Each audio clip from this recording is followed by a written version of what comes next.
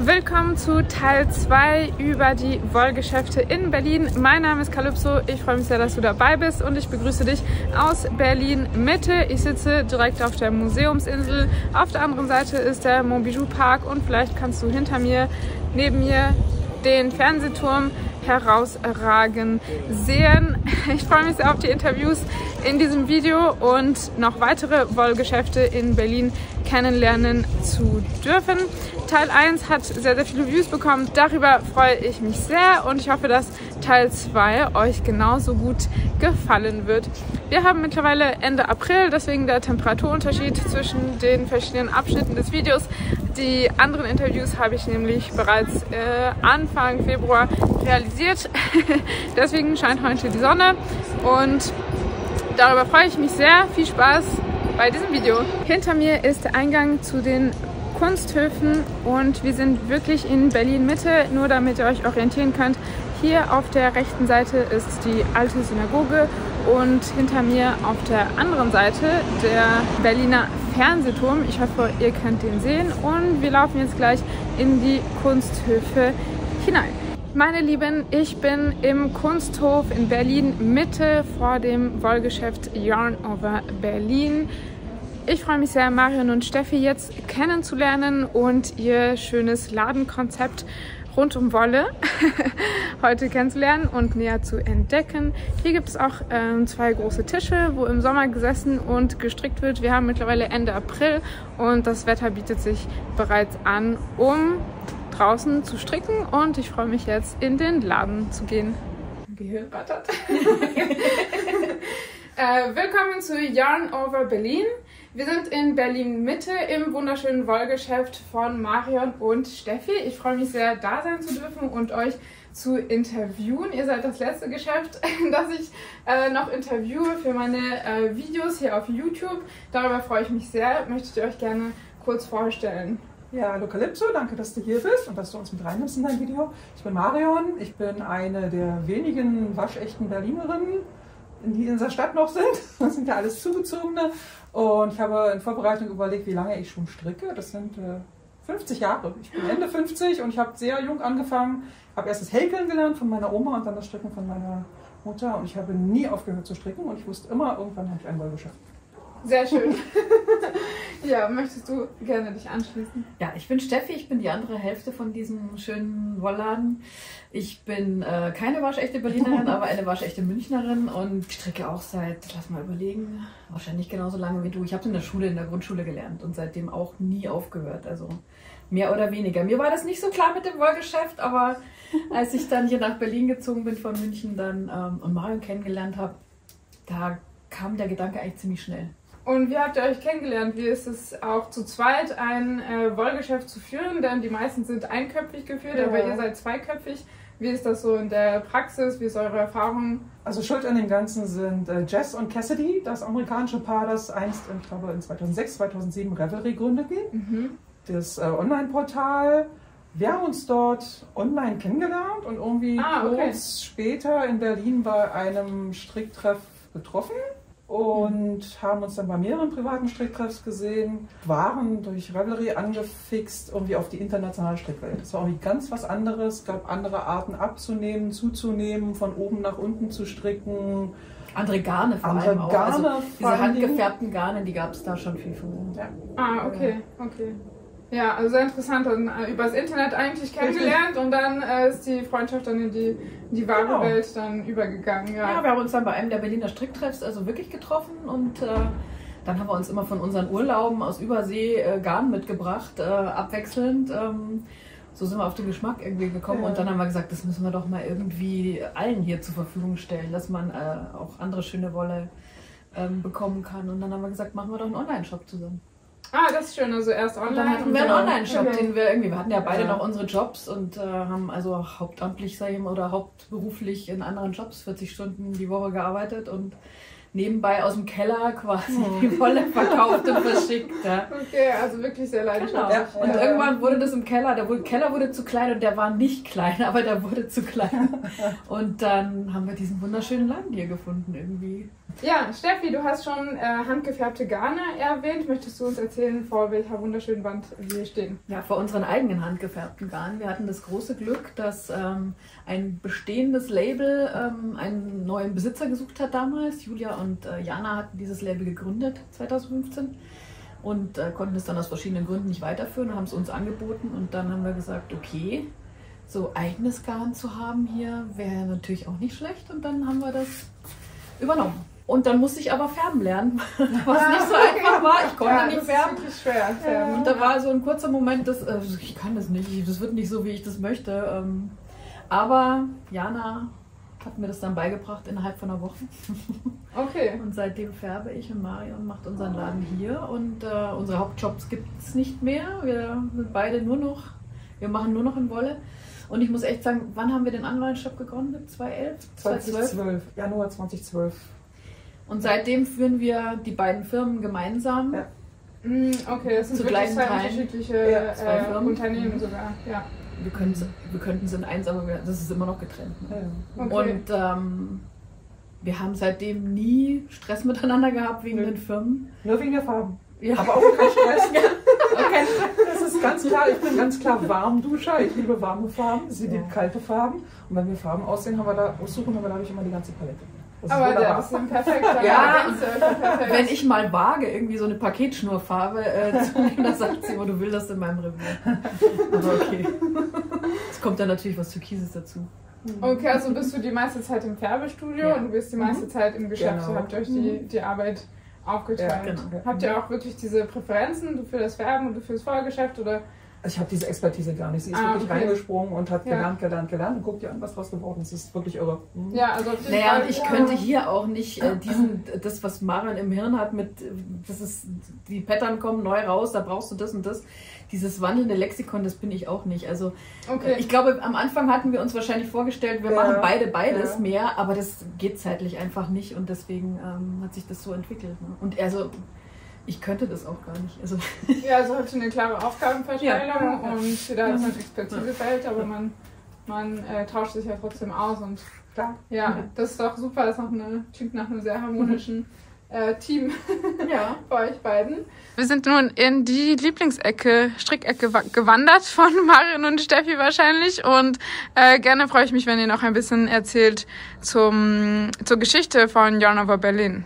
Wir sind beide seit 2009 haben wir das erste Mal für Rochi Locatelli Test gestrickt und haben da also verschiedene Tests gemacht, auch für Stephen West und für Anke und für alle möglichen Menschen haben wir Tests gestrickt. Natürlich immer versucht, auch mit unseren eigenen Garnen das weiterzuentwickeln.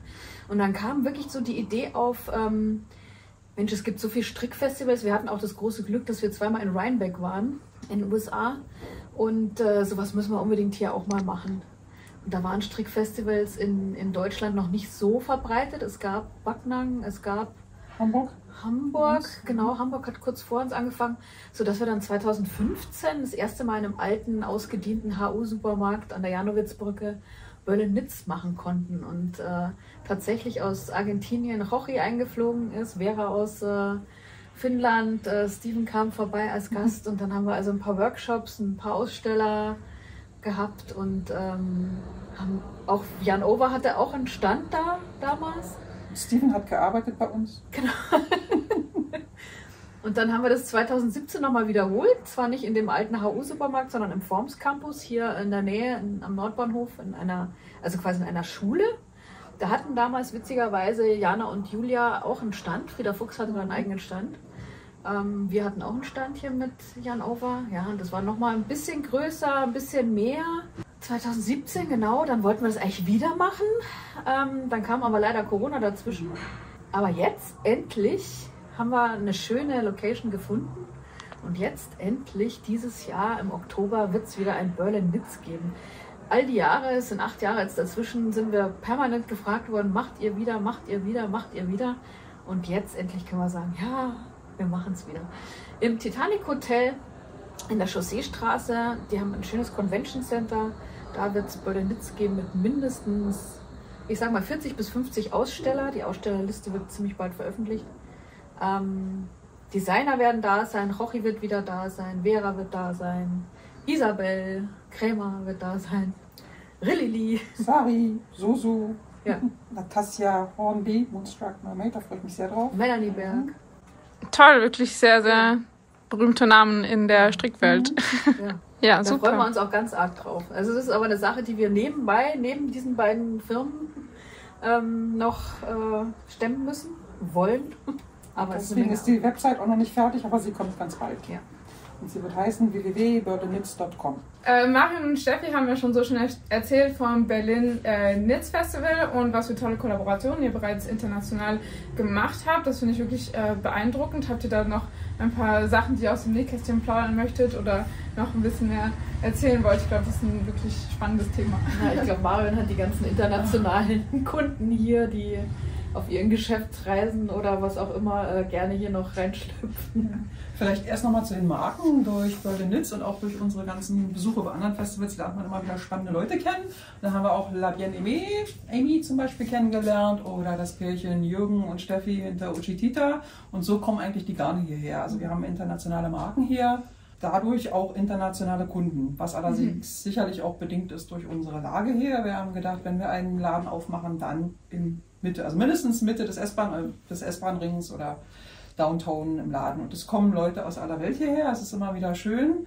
Allerdings gehen wir auch überall in aller Welt in die Läden, oder? Also ich zumindest. Ja. Ich auch. Wenn ich Städteurlaub mache, dann muss ich auch immer alle Wollläden Und angucken. man hat immer wieder sehr niedliche Anekdoten. Wir haben hier Lehrerinnen, die reinrasen und sagen, ich habe nur 20 Minuten, ich habe meine Klasse vorne vor der Synagoge geparkt und denen eine Gruppenaufgabe gegeben und dann suchen die sich in 20 Minuten schnell was zusammen. Das ist schon sehr süß. Oder wir hatten einen Surfer aus Australien hier, der eine Weltreise macht, der sich in jeder Stadt, die er besucht, ein lokales Sockengarn kauft. Und Das machen übrigens ganz viele Leute sich. Mhm. Also Souvenirjahren ist mittlerweile ein Ja. Hashtag, Ja. Die sich einfach immer ein Souvenir mitbringen. Ich finde es ja. Ja. auch schön. Also ich habe auch so Stränge zu Hause, die ich wahrscheinlich auch nie verstricken werde, weil da weiß ich immer, ach, da war ich da. Ja, Da passt auch das genau. handgefärbte Garn, das du machst, Genau. ja sehr, sehr gut.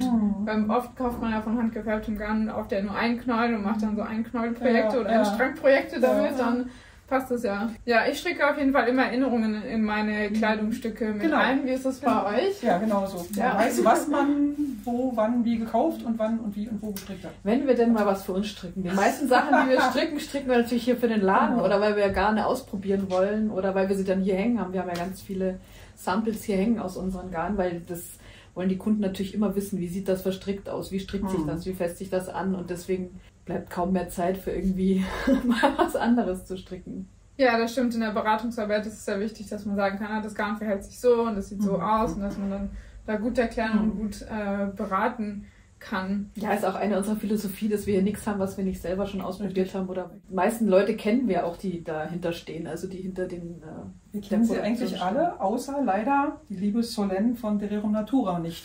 Und das Wir ist haben das Dererum Garn, das wir Natura mit seit am Anfang an, längsten- aber Solène kennen wir nicht persönlich. Das werden wir irgendwann Bisher. nachholen. Aber alle anderen kennen wir persönlich und es ist auch wichtig, kleine Firmen zu unterstützen und keine großen Konzerne. Wichtig auch immer Revelry oder das Ohr am Kunden und zu wissen, was dort top ist. Also ich gucke jetzt hier gerade auf Frame von Andrea Maury.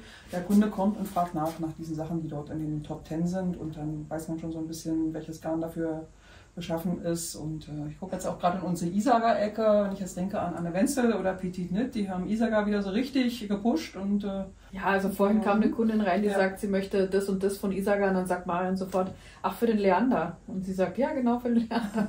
Ja, super. Da staune ich immer, aber das sind Dinge, die sie natürlich weiß. Wir haben den Wollshop wirklich, weil wir halt Wolle und Stricken wirklich lieben und leben. Nee, wir können uns, glaube ich, auch nichts anderes mehr vorstellen. Also, nee, das muss bis zur Rente funktionieren. Okay. ja. Ja, was liebt ihr denn so am Stricken? Was macht so großen Spaß daran? Ach, ich glaube, das ist das mit seinen Händen was zu kreieren, was du am Ende dann auch siehst, das Ergebnis. Und es entspannt auch, also die meiste Zeit, wenn die Anleitung gut ist oder wenn man keine braucht, dann entspannt es auch richtig. Ja, mich zumindest. Ja. Und es füllt auch so ein bisschen tote Zeit. Das heißt, in der Bahn, beim Zahnarzt, beim Friseur kann ich mir gar nicht vorstellen, dort nicht zu stricken, wenn man im Wartezimmer sitzt. Ja, was ist dein Strickprojekt für unterwegs? Was hast du immer dabei? Unterwegs was Einfaches in der Tat, aber abends darf es auch mal was Kompliziertes sein, also richtig was für den Kopf. Ja. Und wie ist es bei dir? Was strickst du am liebsten?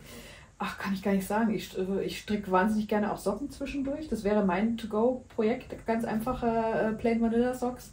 Und es müssen immer verschiedene Projekte sein. Also ich kann nie nur ein Projekt auf den Nadeln haben, weil ich immer irgendwie eins gute Laune, buntes, dann eins, wo ich nicht nachdenken muss, eins, wo, wie Marion sagt, wo man so ein bisschen nachdenken muss. Ja, das ist bei mir genauso auch ein Projekt für jede Lebenssituation.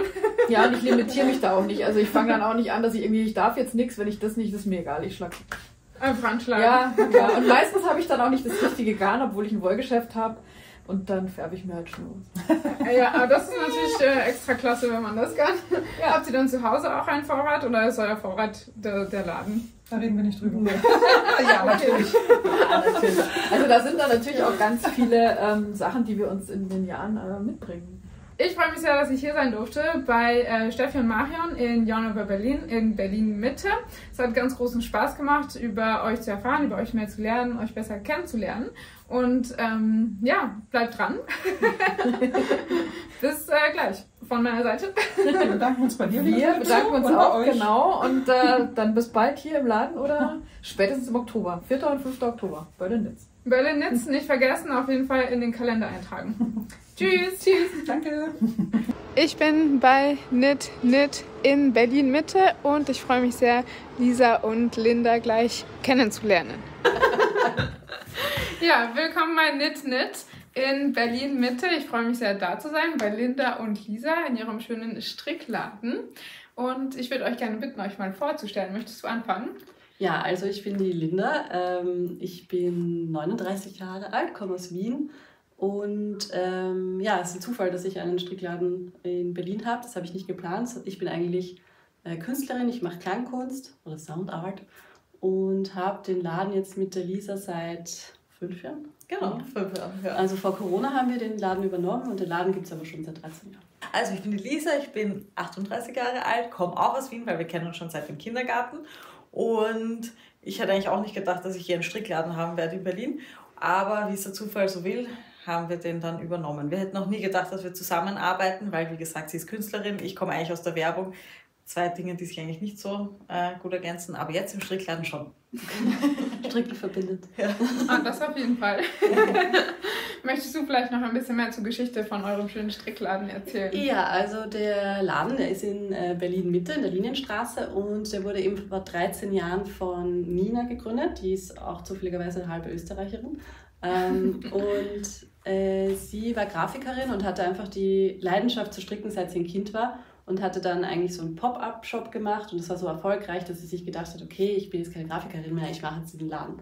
Und dann bin ich nach Berlin gekommen, auch vor 12 Jahren, denke ich. Und die Lisa ein Jahr später, weil wir jeden Tag miteinander verbringen, wir sind so wie siamesische Zwillinge, so Hani und Nani.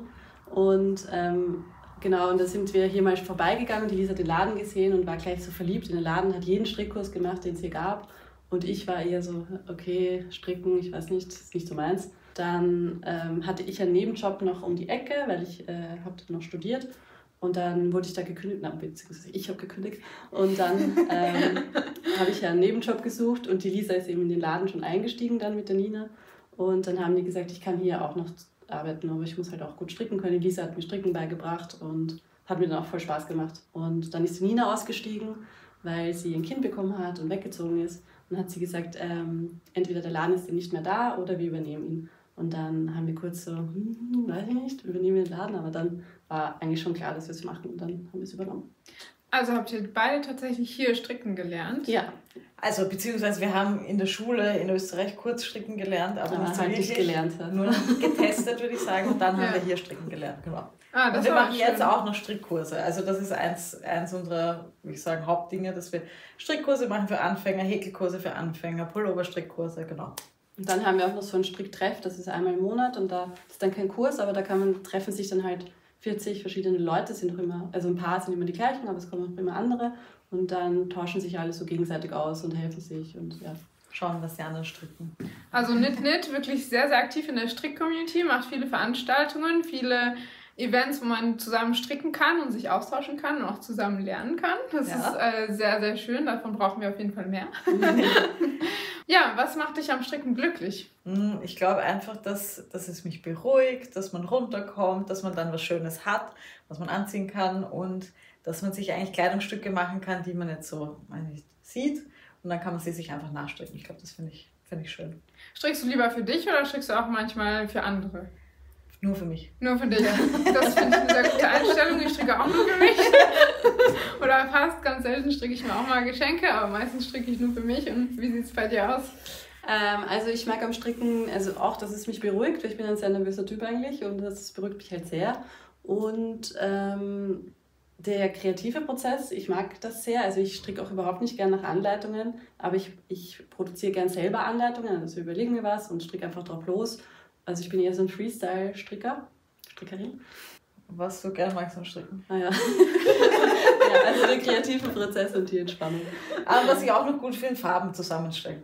Ja, das ist auch ein schöner Aspekt. Ich finde, wenn man in einen Wollladen geht und gleich die ganzen bunten Farben sieht, dann kriegt man gleich bessere Laune. Das stimmt. Ja, und die Kunden sind auch immer alle gut gelaunt und alle nett, weil sie eben die bunten Farben sehen. Aber was noch die Frage war, ob du für dich strickst oder für andere. Ah ja, genau. Ich stricke eigentlich fast nichts für mich. Ich stricke meistens, also wir haben auch Aufträge oft, ganz unterschiedliche. Ich stricke gerne für den Laden und für andere, weil mir geht es mehr ums Stricken als jetzt um das Tragen der Stricksachen. Ich muss das nicht unbedingt, aber genau, ich mag den Prozess gerne. Also du bist auf jeden Fall eine Prozessstrickerin dann. Ich Prozessstrickerin, ja. Aber jetzt trage ich auch was. Also, es gibt schon Dinge, die ich auch trage. Also ich stricke mir auch manchmal dann einen Schal oder sowas, aber ist jetzt nicht meine ganz Garderobe, ist jetzt nicht Strick. Aber ich freue mich, wenn ich es an anderen sehe. Also das Garn, das wir feiern, ist das Wuhu-Garn, weil das ist unsere eigene Wolle. Also die stellen wir selber her. Und genau, das Besondere ist, dass es eben in Konen kommt und du nicht so viele Anknüpfstellen hast. Das heißt, auch als Anfänger kann man zum Beispiel einen Schal direkt aus einem Ding stricken und dann bist du fertig. Wir sind auch als Laden spezialisiert auf Anfänger. Also deswegen, wir haben auch sehr viele Anfängerkurse. Und genau, das ist auch nicht nur deshalb gut, weil es dick ist und gut, also dass man es gut sehen kann beim Stricken, sondern auch kann man es waschen nachher und dann wird es noch dicker, weicher und regelmäßiger. Also wenn man nicht so schön gestrickt hat, wird es danach sehr schön. Zauberwolle. Deswegen, genau. Deswegen ist es ganz gut für Anfänger auch. Und die Sachen, die wir anhaben, sind auch aus der Natürlich haben wir die. Okay, sehr schön. Ja, was macht euch Spaß am Stricken unterrichten? Naja, ich finde schön, dass man den Prozess sieht, wenn jemand nicht stricken kann, dann kommt er hierher, ist 2 Stunden in unserem Strickkurs und hat dann Spaß daran und macht weiter. Das finde ich cool. Ja, es ist auch so ein Empowerment, weil viele zweifeln ja auch an sich, ob sie das überhaupt können, sind dann sehr unsicher und am Ende kann es jeder, also ich weiß nicht, ob es jeder dann liebt, aber können tut es jeder dann und es ist einfach schön zu sehen, einfach dass jemand das dann geschafft hat mit seinen Händen, wir sind alle immer sehr, sehr stolz und auch, was ich sehr gern mag, ist, dass wir wahnsinnig viele Leute kennenlernen und dadurch auch schon sehr viele neue Kontakte und es ist halt wirklich so eine Community, die dann aufgebaut wird und das ist für mich auch so ein wichtiges soziales Engagement eigentlich, das wir haben. Also dass wir so einen Raum bieten, wo man sowohl was lernt, aber auch einfach im Austausch ist. Was ist das Besondere daran, in Berlin-Mitte einen Laden zu haben? Es ist bestimmt anders, in Berlin-Mitte ein Geschäft zu haben, als in Prenzlauer Berg oder in Schöneberg. Ich glaube, es ist mal ungewöhnlicher, dass es hier einen Strickladen gibt, weil du siehst ja, was da sonst noch für Läden so rund um uns sind. Und wir sind eigentlich hier so in der Linienstraße wie so in einem kleinen Dorf. Also irgendwie kennt man sich, man kennt die Nachbarn, man hilft eigentlich sich. So, wie man, denke ich, nicht vermutet. Also weil in Mitte, glaube ich, hat ja eher so einen Posch und alle sind ein bisschen so reicher, ist so der Vibe hier. Aber eigentlich ist es wirklich wie in einem Dorf. Also alle kennen sich und auch die Kinder von den Nachbarn. Also wir haben zum Beispiel auch Strick-Häkel-Figürchen von einer Nachbarstochter, die den hierher bringt und hier verkauft. Das zeige ich jetzt kurz, weil es Sie ist 10 Jahre alt und ist ihr Hobby. Oh, sehr süß. Ja. Die Profis schon. Sehr gespannt, ja, auf jeden Fall. Was glaube ich auch hier, also weil es auch eine Galeriegegend, also hier kommen auch eben sehr viele internationale Leute und oft denken die Leute auch, es ist eine Galerie und kein Strickladen und dann kommen auch Leute rein, die halt kurz so irritiert sind, dass sie jetzt in einem Strickladen stehen, aber dann auch interessiert. Also und auch glücklich wegen den Farben. Ja. Und es ist hier eine Fahrradstraße und im Sommer vor allem sitzen wir auch immer draußen und stricken und schauen uns die Leute an und die Fahrradfahrer. Also es ist so ein bisschen so, hat so ein italienisches Flair für uns, also jetzt nicht vom Wetter, aber von der Atmosphäre. Ich finde, in Berlin-Mitte gibt es auf jeden Fall einen sehr schönen Flair, ein sehr schönes Ambiente. Vor allem im Sommer ist die Stimmung in diesen Straßen sehr, sehr schön. Und ich bin mir sicher, dass Linda und Lisa euch hier sehr gerne empfangen, um zusammen zu stricken in ihren Strickkursen. Ja, ich freue mich sehr, dass ich hier sein durfte. Schön, dass du da warst. Tschüss! Ciao. Hallo meine Lieben, ich bin gerade bei Wollen Berlin in Wedding und habe gerade von der netten Mitarbeiterin Sophia eine kleine Tour durch den Laden bekommen und ich nehme euch jetzt mit. Ich freue mich drauf, mich hier ein bisschen durchzuwühlen, denn hier gibt es wirklich sehr, sehr schöne Garne. Wie ihr seht, hinter mir ist alles ganz schön bunt und ich freue mich drauf, euch das schöne Wollgeschäft hier in Berlin-Wedding zeigen zu dürfen. Ich finde die Garnauswahl bei Wollen Berlin im Geschäft von der Inhaberin Ruta wirklich besonders. Zum Beispiel gibt es hinter mir das Sandnes-Garn. Sandnes-Garn habe ich schon mehrmals verstrickt und ich kann das auf jeden Fall weiterempfehlen. Insgesamt finde ich, dass es hier einige Garnmarken gibt und Hersteller, die man nicht in jedem Geschäft findet. Deswegen kann man hier, finde ich, schon ganz gut viel Zeit verbringen und sich alles genau angucken und ganz viel Spaß dabei haben. Hinter mir zum Beispiel hier ist auch noch ein Garn von Jamieson Smith. Das ist ein kleiner Traum von mir, das irgendwann mal in meinem Leben zu verstricken. Es handelt sich um eine Shetland-Wolle, eine zweifädige Shetland-Wolle, die super geeignet ist für Colorwork-Pullover. Irgendwann in meinem Leben werde ich mir das bestimmt leisten und ein sehr schönes Projekt daraus stricken. Ruta hat Wollen Berlin vor 13 Jahren gegründet und erst war der Laden in Friedrichshain. Seit 3 Jahren ist das Geschäft nun hier in einem sehr schönen Hinterhof in Wedding.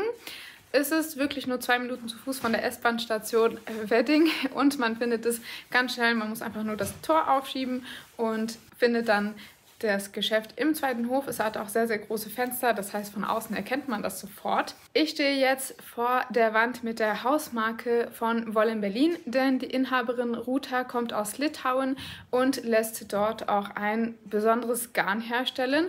Es handelt sich um Lino Mucha. Es ist ein 100%iges Leinengarn und das gibt es tatsächlich nicht so oft. Ich finde, das findet man nicht so oft, 100%iges Leinen. Es wird in Litauen hergestellt und ist in sehr, sehr, sehr vielen Farben verfügbar. Eine Kollegin hier organisiert jeden Sommer ein Knit-Along auf Instagram mit diesem Garn. Und das Team hier überlegt sich immer ausgefallene Namen für die verschiedenen Farben. Zum Beispiel heißt das hier Vintage Green. Das ist ein sehr schönes blasses Grün und es gibt einige Grüntöne, für die Grün-Fans sind. Für mich wäre eher so die Ecke hier oben interessant mit den Rot-Orange-Tönen. Bei dem Knit-Along könnt ihr zum Beispiel so ein schönes Top stricken. Dieses Top ist zweifädig mit der Lino Mucha gestrickt worden. Das Garn ist nämlich ziemlich dünn, deswegen empfiehlt es sich zum Beispiel, wenn ihr nicht so gerne mit so dünnen Nadeln strickt, das Garn doppelt zu nehmen. Entweder doppelt mit sich selbst oder doppelt mit einer anderen Garnqualität. Denn wenn ihr mich schon ein bisschen kennt, dann wisst ihr, dass ich gerne pflanzliche Fasern mit tierischen Fasern vermische, denn dann hat man die Vorzüge von beiden in einem. Dieses süße Tuch zum Beispiel ist mit der Lino Mucha gestrickt, gemischt mit Mohair und ist super, super weich. Ruta hat hier sogar einen kleinen Flyer bereitgestellt, in dem ihr über die Eigenschaften von Leinen euch nochmal informieren könnt. Und hier steht auch drin, dass Lino Mucha, also der Name des Garns, Leben des Leinens bedeutet. Ein sehr schöner Name. Ein ganz besonderes Garn, das nur hier zu finden ist, ist dieses Kiezgarn, passend zu Berlin. Diese Mohair-Seide zum Beispiel heißt Girly in Anlehnung an den Görlitzer Park. Diese Garne werden von Hand gefärbt von einer Kollegin hier. Sie haben einen Nylonanteil. Hinter mir findet ihr noch weitere Garne zum Sockenstricken, die zum Teil auch Superwash sind. Das ist aber, glaube ich, eher so die Ausnahme hier bei Wollen Berlin, denn die meisten Garne bestehen hauptsächlich aus Naturfasern. Hier findet man kein Acryl, sondern eben fast nur Naturgarne. Trotzdem ist für jeden Geldbeutel etwas dabei und wir schauen uns jetzt die Hersteller an, die dauerhaft hier zu finden sind. Wenn ich vor dieser Wand stehe, bekomme ich Lust, direkt 5 neue Projekte anzuschlagen. Zum Beispiel mit diesem Raumergarn aus Norwegen. Das kannte ich noch gar nicht. Es ist aber ein 100% Wolle. Ein bisschen rustikal, aber eignet sich super, super gut für Colorwork und ist in unglaublich vielen Farben auf dieser Seite hier verfügbar. Ich finde es immer toll, wenn man vor Ort im Geschäft sich seine Farben aussucht. Das ist nämlich viel besser als online. Man kann die Farben viel besser sehen und vor allem auch sehr schön miteinander kombinieren. Und hier gibt es eben eine riesige Auswahl um die Farben zu kombinieren. Und ich glaube, das lässt ein Strickerinnenherz auf jeden Fall höher schlagen. Es gibt auch eine richtig große Auswahl an Filcolana-Garnen, mehrere Qualitäten von diesem Hersteller. Filcolana habe ich auch bereits verstrickt in verschiedenen Accessoires, zum Beispiel in meiner Mütze Winterblume und der anderen Mütze Wintergarten habe ich Filcolana verstrickt und sie eignet sich eben auch super für Colorwork, Accessoires oder Kleidungsstücke.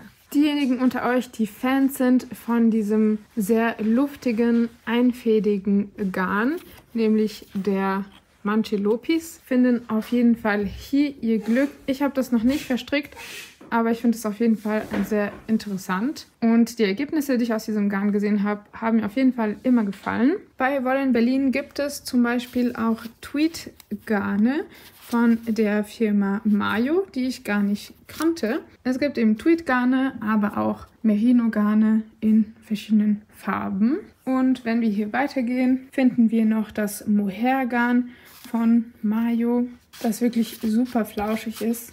Sehr, sehr weich. Und ich finde, man spürt da auf jeden Fall Unterschiede von einem Hersteller zum anderen.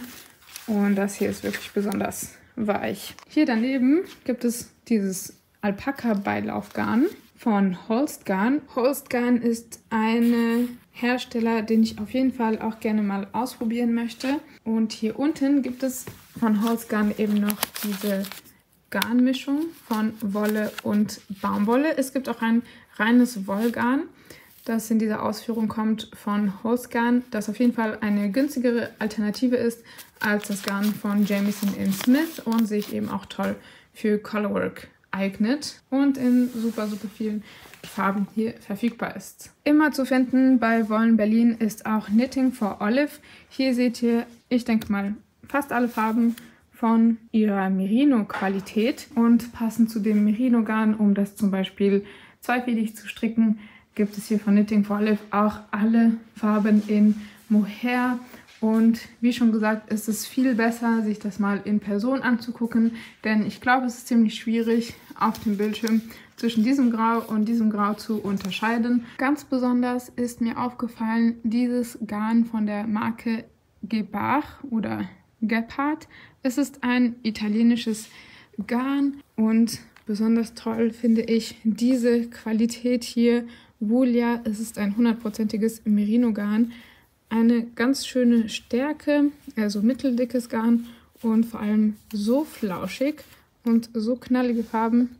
Darauf habe ich Lust bekommen und das werde ich mir auf jeden Fall merken. Danke, dass du bei dieser Ladentour dabei warst. Ich hatte auf jeden Fall eine super Zeit und bin sehr, sehr froh, dass ich heute am Inventurtag hier vorbeischauen durfte und mir alle Garne mit euch zusammen angucken konnte. Bei Wolle Berlin gibt es auf jeden Fall sehr viele besondere, einzigartige Garne, die man nicht überall findet. Hier ist auf jeden Fall für jeden Geschmack etwas dabei und im Sommer wird hier in Wedding auch ein Wollfestival organisiert. Diesen Sommer findet es aufgrund von Elternzeit nicht statt, aber in der Zukunft wird es sicherlich wieder stattfinden oder hoffentlich wieder stattfinden. Und schließlich gehe ich mit einem lachenden Auge und einem weinenden Auge. Mit einem lachenden Auge, weil ich so viele schöne Sachen gesehen habe, dass es meine Stimmung erhellt hat und meine Kreativität angeregt hat. Gleichzeitig mit einem weinenden Auge, weil ich heute mit leeren Händen nach Hause gehe. Aber nächstes Mal, wenn ich komme, werde ich mir sicher auch mal was gönnen. Mit ganz leeren Händen gehe ich auch nicht nach Hause, denn ich habe super Videomaterial für euch im Kasten. Ich hoffe, dieses Video hat dir gefallen und ich bin mir sicher, dass das Team von Wolle Berlin sich auf deinen Besuch freut, um dich zu beraten und dir dabei zu helfen, dich mit schöner Wolle einzudecken. Heute ist es kalt und regnerisch in Berlin. Ich bin trotzdem für euch unterwegs in Charlottenburg bei La Laine und ich freue mich gleich, die Sarah hier in der Kantstraße zu interviewen. Guten Morgen, ich bin bei Lalen in der Kantstraße mit der Sarah zusammen. Lalen ist das schöne Wollgeschäft von Martina Kröger und ich darf heute die Sarah interviewen, die hier arbeitet. Ja, hallo. Magst du dich gerne vorstellen? Ja, also mein Name ist Sarah. Ich arbeite bei Lalen schon seit 2012, also auch schon eine ganze Weile. Macht mir viel Spaß. Es ist immer schön, hierher zu kommen und jeder Tag ist anders. Man erlebt immer was Neues, wenn die Kunden reinkommen. Genau. Was macht dir denn am meisten Spaß in der Arbeit in einem Wollgeschäft?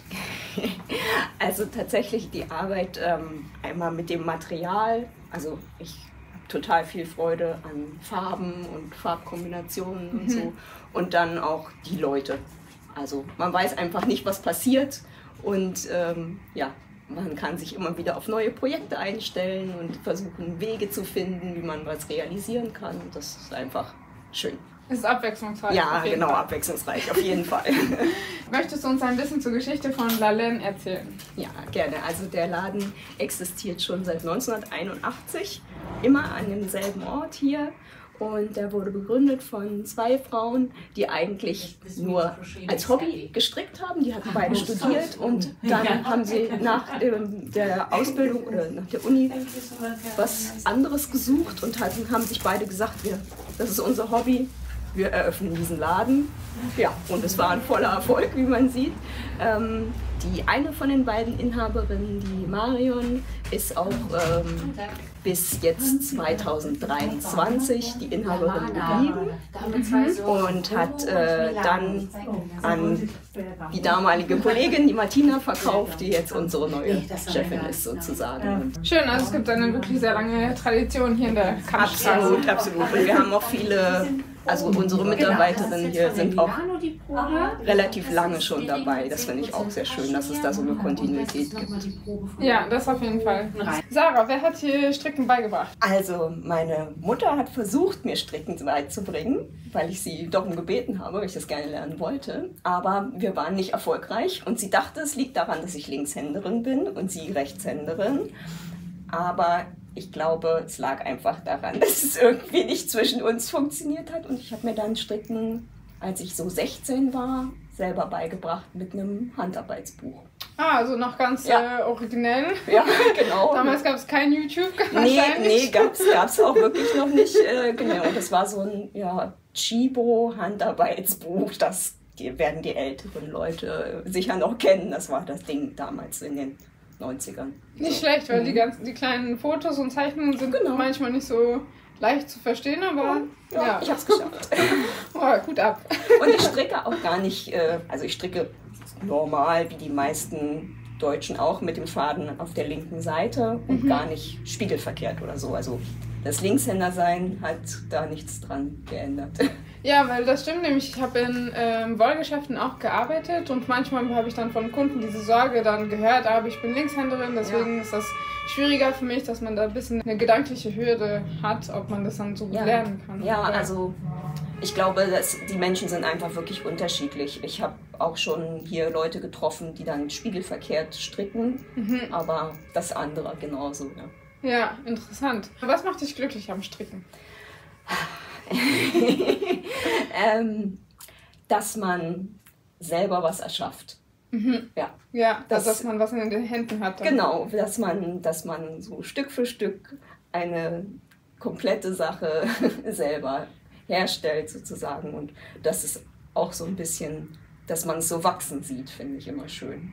Okay, also wir machen ich mag den Prozess. Okay, genau, das war nämlich meine Frage, weil wir machen nämlich öfters den Unterschied zwischen Prozessstrickerin oder ergebnisorientierte Strickerin und du würdest sagen, du hast mehr Spaß an dem Prozess, dass der Prozess vor allem das ist, was dich so antreibt und das Ergebnis dann eher ein bisschen zweitrangig ist, könnte man sagen.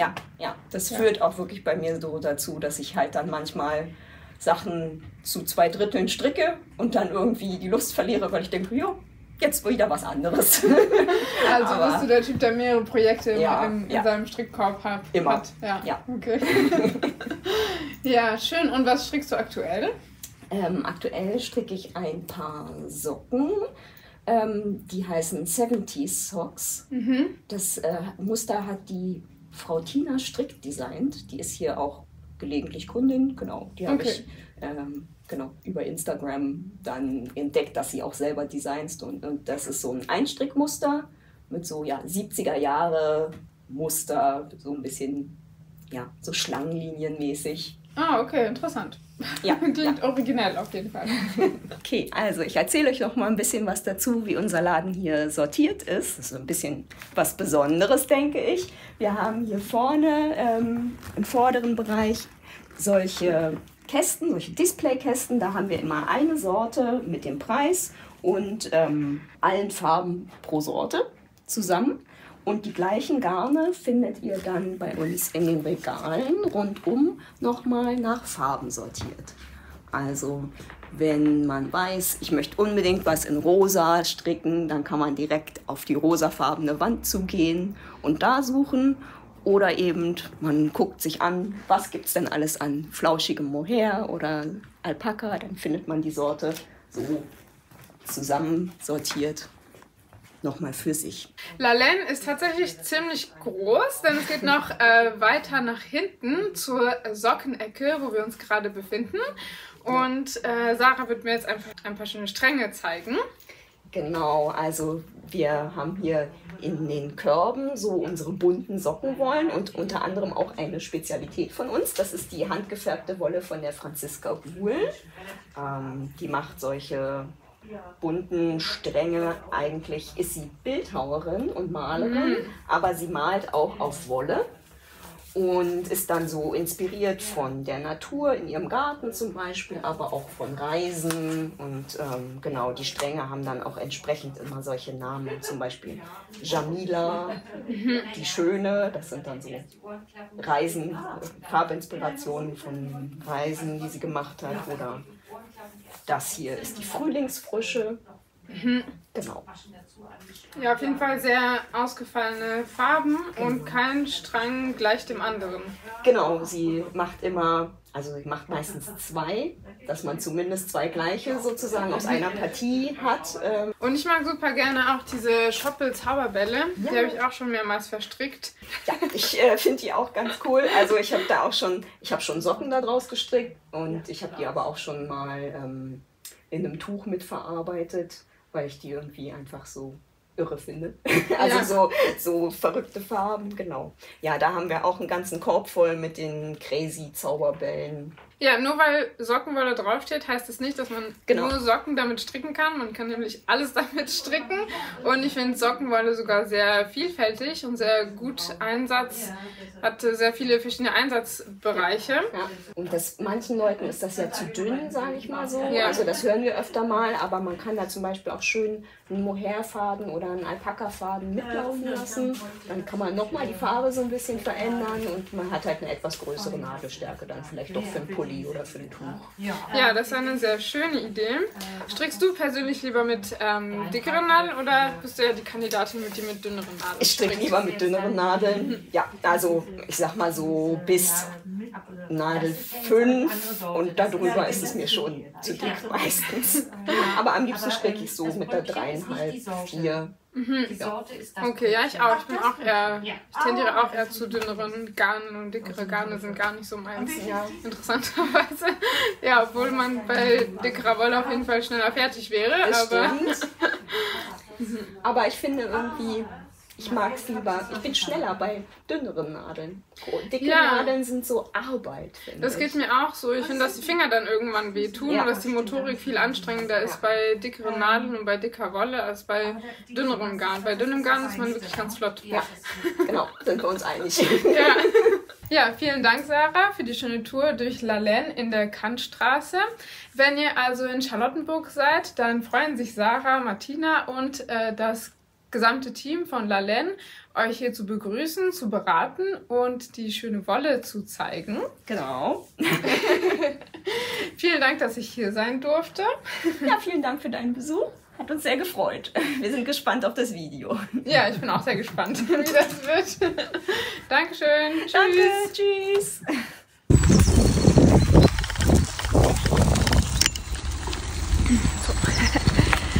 Das Outro gibt es jetzt beim Radeln aus dem Tiergarten auf dem Weg zurück ins Büro. Ich freue mich sehr, dass du bei Teil 2 dabei warst. Ich habe natürlich nicht alle Wollgeschäfte Berlins gefilmt und interviewt, aber doch die allermeisten.